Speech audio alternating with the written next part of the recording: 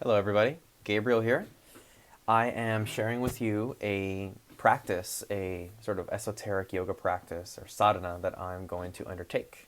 And I will be reciting the harmonizing mantra for the planet Saturn over the next 200 days. I'll be doing 1080 mantra per day times 200 days. And I'll be using this mala bead that has 108 beads. Well, this one has one missing on it technically, but I count 108.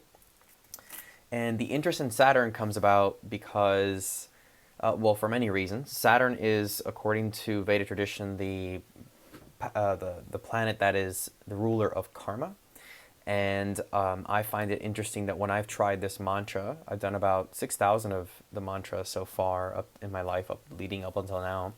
And I always have, there's this kind of signature feeling to it, like things are moving within me, and I'm becoming more aware of the sort of cue, so to speak, of potentialities and cause and effect relationships based upon my present and past actions that may be coming to me or have come to me. The sort of the stew of causality brought about through different aggregates in my constellation of consciousness and my ego personality. So Saturn is something that I feel moves that quite well in my experience. If you're new to mantra, I think that it's probably best that you maybe consider reading my posts on mantra before even considering what all this might mean. I'll link to it in the post when I post this video. It's worth reading about how mantra is basically automatopoeia, sound events in the body and in the mind. So that's how it would work. And the Vedic sort of the Sanskrit language has a sort of a code system for relationships between syllables, and they, through introspection, they came about with this particular sequence of syllables that would amount to being the Saturn mantra. The Saturn mantra that I'll be doing is Om Pram Prim Pram Sao Shanishvaraya Swaha. Om Pram Prim Pram Sao Shanishvaraya Swaha. I'll basically leave you with an interesting story about Saturn, about the formation of our solar system on an astronomical level. So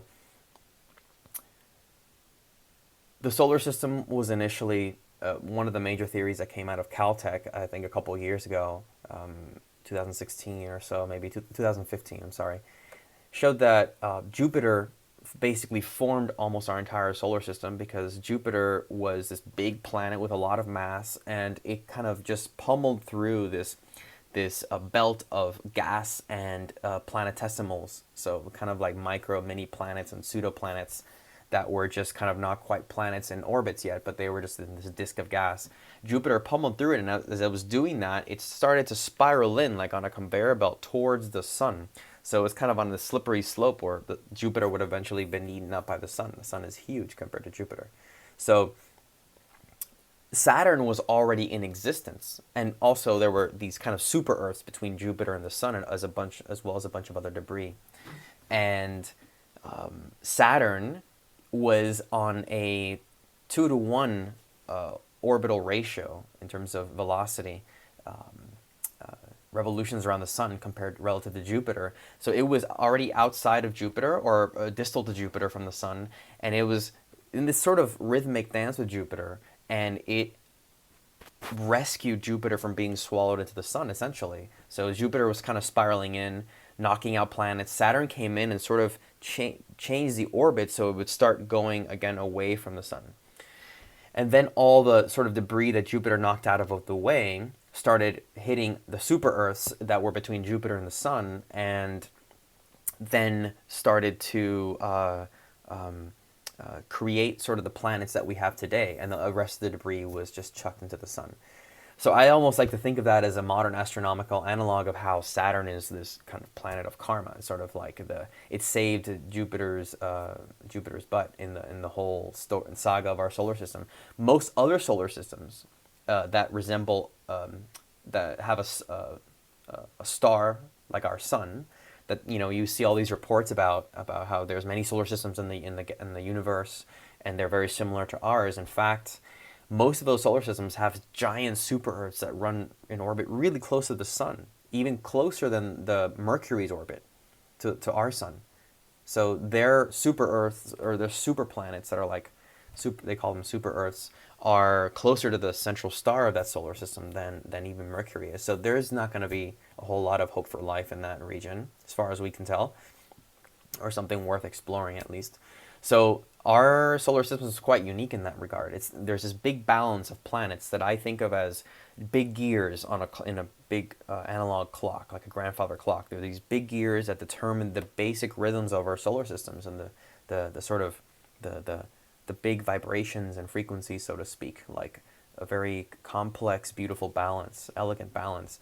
And we're like little gears on top of this one big gear, the Earth, that isn't even the biggest gear. The biggest gear is the sun, and then beyond that, the sort of the galaxy and beyond.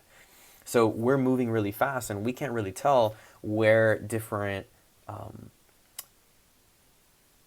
cause-effect streams are coming from in the solar system. They may be coming from the magnetic field of the Earth, maybe coming from debris, kind of signals coming from the sun, solar emissions and ejections coming out of the sun. They may be coming from the effect of other planets, and it's hard to almost tell that. I feel that my personal curiosity, this is part of a larger story, is to sort of find ways to comprehend physical phenomena in a first-person experiential way. So I took an interest in mantra about a physical object, to see Saturn in this case, to find a way of knowing Saturn. Now, that's just a starting point. You could be very skeptical and say that's not, I'm not going to hold those claims valid of Vedic astrology. Fine. But if you felt like you wanted to connect with a planet or something more, you can just contemplate it and stare at it and feel it. And or you can also try out a mantra that has been, believed, at least in tradition, for a long time, thousands of years or at least many, many centuries, to be associated with that planet. So for the more skeptical of the people out there, the sort of uber scientists, maybe you may not be as amenable to that, but start at point blank if you're curious and just try general mantric utteration. And I'll link to a blog post and maybe do another video just to clarify that. So I'm interested in doing 200,000 of these mantras in the next 200 days. This is out of curiosity. It's the first mantra that I've tried to do what in Vedic tradition is called mantra siddhi, or gaining mastery over a mantra by reciting it 200,000 times. It bears noting that it is not as important how much of a practice you do as compared to how well you do it. So I have experience doing mantra quite a lot. I believe that my personal efficacy has increased over the years in doing mantra, resonating in my physical body, my subtle body, and my bliss emptiness sort of consciousness. So I start with that in mind, and then from there I sort of repeat and increase and augment, and the speed and the sort of rate at which I recite the mantra. So I start slow to get the feeling, as always. That's my general approach to these things. Say it out loud so I gain the utterance and physicality of the mantra. Then I do it more subtly under my breath to kind of get a more subtle feel to it. Then I just do it mentally and maybe with my lips. And at that point I can do it quite quickly. But at that point it becomes more of a concentration tool to kind of keep the flow and resonance going. Having said that, I don't expect anybody to really follow along with doing 1,000 of these a day. I think that's just more of my own sort of cavalier approach to this, and just wanting to get it done now in this time in my life. So they say that there's a big, in Vedic tradition, there's a strong resonance and a strong relationship with Saturn between the ages of 27 or 28 to like mid-30s or so. So that's what they call your Saturn return, and there's another one at age 54 or so. So I'm giving this a go out of just self-experimentation. And again, to repeat, if you were curious about playing with this mantra or any other mantra, it's important to note that it's not about believing the backstory. You can feel inspired by the backstory and motivated, as in my case, and you can then just kind of take the pieces that work for you. Try the actual tech, the actual technique, the technology, the mantra itself, and see what happens. So that's where I'm going with this. And feel free to leave any comments. I'm curious about what you think and what you have to say about it. I encourage you to try some basics of mantra if you plan on sort of being outright skeptical of the utility of mantra in the first place. So just think about that. And I will likely make another post at least in 200 days when I'm done with this mantra to kind of share about how I feel and what I've sort of gained, so to speak, what insights I've had, and that sort of thing. I might do a post before that as well. I'll also post a link to the Caltech study that I referenced. It's very interesting from an astronomical perspective, how sort of the backstory of the formation of our solar system, our planets, and sort of the cause effect cycles that they're engaged in. So the last thing I'll say is, just out of curiosity, just in case you're curious about the effect of Saturn mantra, what I've noticed so far with uttering the Saturn mantra is that in the central column of my body, the central axis, the Sushumna Chang, as it's called in Sanskrit and in sort of traditional Chinese medicine terminology, I feel almost like the sensation of when you're trying to drink through a straw in a smoothie or shake, and you kind of get a little ball stuck in there, and you have to kind of pull a little harder or blow it out just to kind of get it to move. I feel that with Saturn. It feels like things bubble up and come up and are moving. Things that maybe I wasn't entirely conscious of at any given moment, but then are becoming they're coming out of the shadows, and I'm becoming more aware in a way that I can process and deal with those and face them head on. So if you want to connect that to the sort of connection of the sort of implication of Saturn and its control over karma, etc., that's fine if you subscribe to that. If you don't, it doesn't matter. You just try the mantra anyway and see what happens.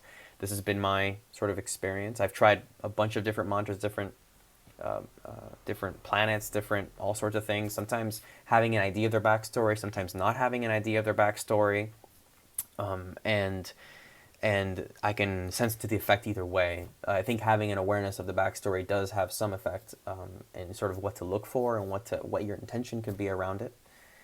So yeah, I'll just kind of leave the details there. There is one more thing I want to say, is that when I do this mantra, a bit more on an esoteric level here, I have the intention of letting the mantra's effect happen on this body and this mind and this ego personality, right, Gabriel, as well as having an effect on the kind of diving deep into the DNA pieces of my body and the different organs and my various ancestors and any help that they could have within my current resonance, right? I believe all these things are connected within our current embodiment. They're not just something out there that we believe we can or can't influence. I believe that this kind of thing has implications for here and now through our genetic lineages. So the mantra that I'm doing is being offered to my highest development, as well as to that of everyone listening here, and my ancestors and all that they did to kind of bring me here to this point where I am in my journey as an individual. And then I offer all that into primordial consciousness. So thanks for listening, and I hope to share again with you soon. Cheers.